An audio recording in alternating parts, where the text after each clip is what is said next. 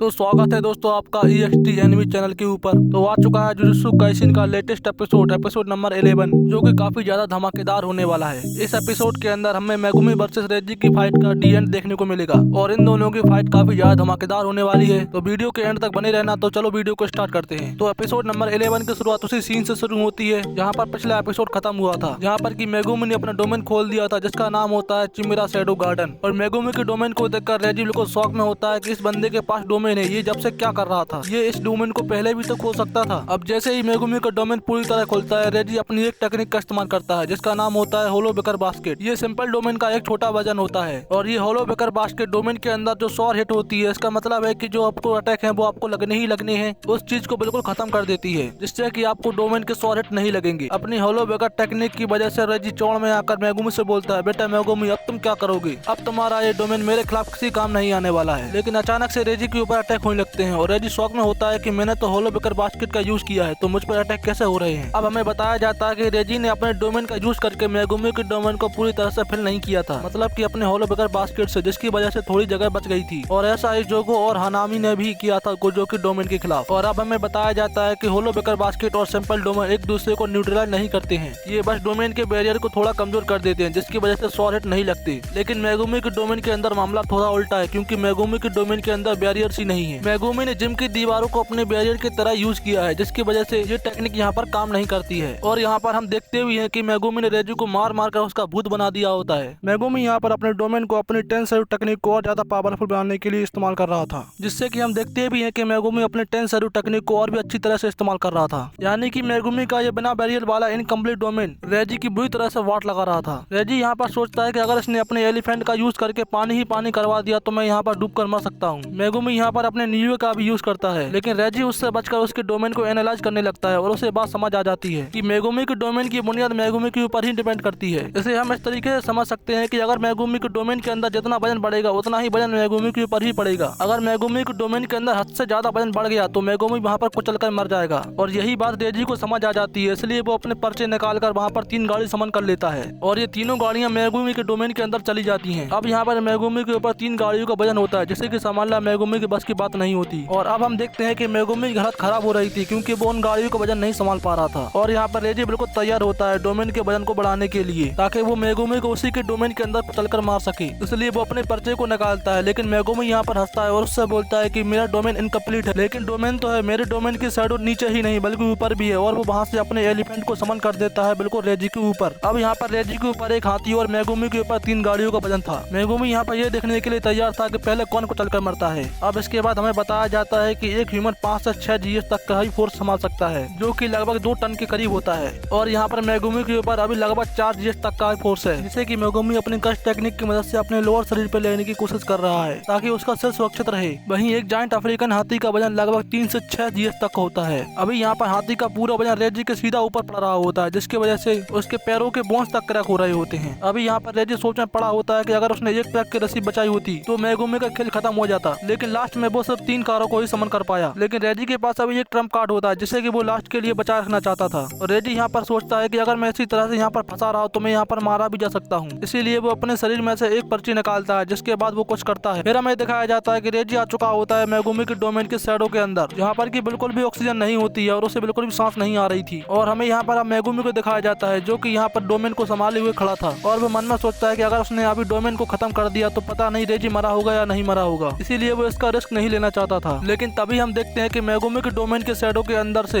एक कार बाहर निकलती है, जिसपे कि रेजी होता है और अभी वो जिंदा होता है। अब रेजी बताता है कि जो भी चीजें वो समन करता है वो चीजें उसके ऑर्डर फॉलो करने के बाद गायब हो जाती हैं। लेकिन उसने शुरू में जो 3 कारें समन की थी उससे उसने कोई भी ऑर्डर नहीं दिया था, जिसकी वजह से वो कारें अभी भी मेगुमी के डोमेन के अंदर बेट डाल रही थी। और उन्हीं कारों में से एक कार को ऑर्डर देकर रेजी बाहर निकल आया। अब रेजी यहाँ पर हंसते हुए कहता है, मेगुमी मैं मानता हूँ तुम काफी ज्यादा स्ट्रॉन्ग हो, लेकिन मैं तुमसे भी ज्यादा स्ट्रॉन्ग हूँ। और अब वो एक पर्ची को बाहर निकालता है, जिसके बाद वो उसे जलाकर एक पूरे घर को ही समन कर लेता है। और ये घर अकेले ही 30 टन का होता है। 30 टन का, और इस घर के नीचे दबकर मेगुमी मरने वाला होता है। तभी अचानक से पता नहीं क्या होता है कि रेजी अपने आप पानी के अंदर आ जाता है, और तभी हम देखते हैं कि मेगुमी ने रेजी को पकड़ा होता है और रेजी को यहाँ पर अपने ऊपर वेट फील होता है। और यहाँ पर ऑलरेडी रेजी ने अपनी पर्चियों की मदद से मेगुमी के ऊपर वेट बढ़ा रखा था, जिसकी वजह से अब रेजी को भी उसका वेट फील हो रहा था। और अब अगर यहाँ पर रेजी बचना चाहता है तो उसे अपनी टेक्निक को रिलीज करना होगा। अब हमें जिम के बाहर का सीन दिखाया जाता है जहाँ पर कि पानी ही पानी होता है। यहाँ पर हम देखते हैं कि चारों तरफ चीजें टूट फूट चुकी होती हैं और यहाँ पर पानी ही पानी होता है। अब हमें पता चलता है कि वो लोग जिम की सीलिंग को तोड़कर नीचे स्विमिंग पूल में आ चुके होते हैं। यहाँ पर मेगुमी ने सबसे पहले अपने शैडो से बाहर आकर अपने डोमेन को खत्म किया होगा और उसके बाद रेजी के ऊपर आ गया था।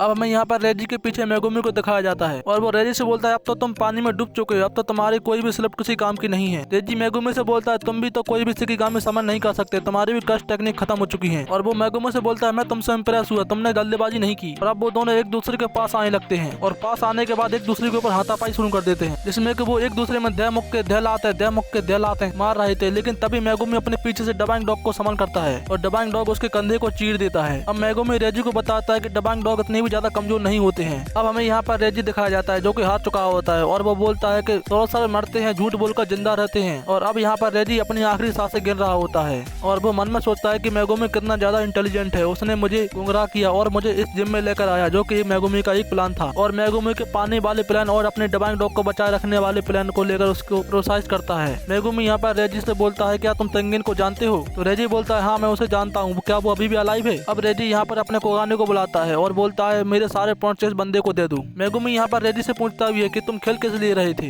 रेजी बोलता है तुम्हें ये जानने की कोई जरूरत नहीं, मैं यहाँ पर ना ही तेंगिन की तरफ हूँ ना ही केंजाकू की तरफ, मैं बस साइड में रहकर देखने वालों में से हूँ, मैं बस मरते हुए एक अच्छा काम करना चाहता था। और रेजी का खेल यहाँ पर खत्म हो जाता है। अब मेगुमी को यहाँ पर रेजी के 5 पॉइंट भी मिल जाते हैं। अब यहाँ से सीन शिफ्ट होकर ताकाबा और हाजिनोकी के ऊपर जाता है। यहाँ पर ताकाबा चाय पी रहा होता है और उसके पास बम फूट रहे होते हैं। यहाँ पर ताकाबा उसके सभी अटैक से आसानी से बच रहा होता है और ताकाबा उसके पास फिर से आकर वही पुराने जोक मारने लगता है। और हाजिनोकी ये देखकर शौक होता है कि इस बंदे को अभी तक कुछ भी नहीं हुआ, क्या इसको मेरे धमाके से कोई फर्क नहीं पड़ रहा? अगर इसकी जगह कोई और होता तो अभी मैं उसे कई बार मार चुका होता। और उसने ताकाबा को जो पहले चोटें दी थी वो सब भी हील हो चुकी थी। और ताकाबा ये सब चीजें देखकर बहुत ही ज्यादा शौक में होता है कि इस बंदे ने कब रिवर्स कस्ट टेक्निक का इस्तेमाल किया। अब हाजिनोकी के पास कुगेन आता है और उससे बताता है कि रेड स्टार मारा जा चुका है। ये सुनकर हाजिनोकी वहां से जाने लगता है क्योंकि अब फाइट का कोई मतलब नहीं। ये देखकर ताकाबा भी फनी अंदाज में बोलता है कि भाई जाकर नहा लेना और ब्रश भी कर लेना। लेकिन तभी ताकाबा को याद आता है कि मेगुमी ने बोला था कि उस बंदे के पॉइंट ले लेना, इसलिए वो हाजिनोकी के पास जाकर बोलता है अरे भाई क्या तुम मुझे अपने पॉइंट दोगे? लेकिन वो मना कर देता है। अब यहाँ पर सीन मेगुमी के ऊपर आता है जिसकी आगे की रेमी भाग रही थी उससे अपनी जान बचाकर, और रेमी का पीछे डबांग डॉग कर रहा था। मेगुमी यहाँ पर रेमी को मारने वाला होता है लेकिन तभी उसे अपनी सिस्टर की वॉइस सुनाई देती है, जिसके बाद वो उसे जाने देता है। अब मेगुमी भी उसे छोड़कर वहाँ से जाने लगता है लेकिन वो काफी ज्यादा घायल होता है, इसलिए थोड़ी दूर जाने के बाद वो वहाँ पर गिर जाता है। तभी हम देखते हैं कि वहाँ पर कुछ पंख आ जाते हैं और हम देखते हैं कि वहाँ पर एंजल आ गई थी।